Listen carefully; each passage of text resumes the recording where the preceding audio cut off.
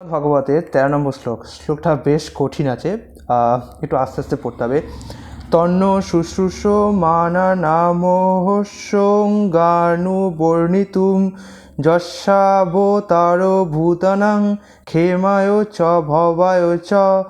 হে সূত গোস্বামী, যার অবতার এবং আবির্ভাবের সমস্ত জীবের মঙ্গল এবং সমৃদ্ধির জন্য হয়ে থাকে, আমরা সেই বাসুদেবের লীলাসমূহ শ্রবণ করতে অভিলাষী।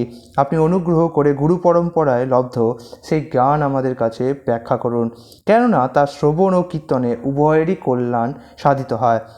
এর তাৎপর্য হচ্ছে, পরম সত্য সম্বন্ধে অপ্রাকৃত বাণী শ্রবণ করার পন্থা এখানে বর্ণিত হয়েছে।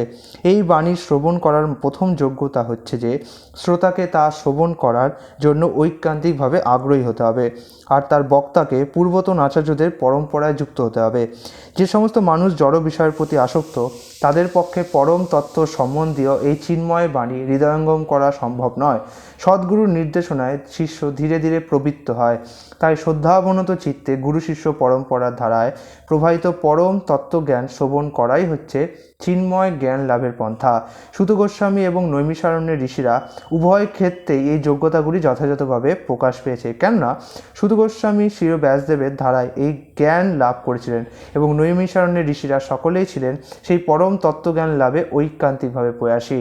এইভাবে পরমেশ্বর ভগবান শ্রীকৃষ্ণের অলৌকিক লীলাবিলাস, তার জন্ম, আবির্ভাব এবং অপ্রকট তার রূপ, তার নাম ইত্যাদি সমন্বিত এই অপ্রাকৃত বিষয় অনায়াসে হৃদয়ঙ্গম করার যোগ্যতা তারা অর্জন করেছিলেন।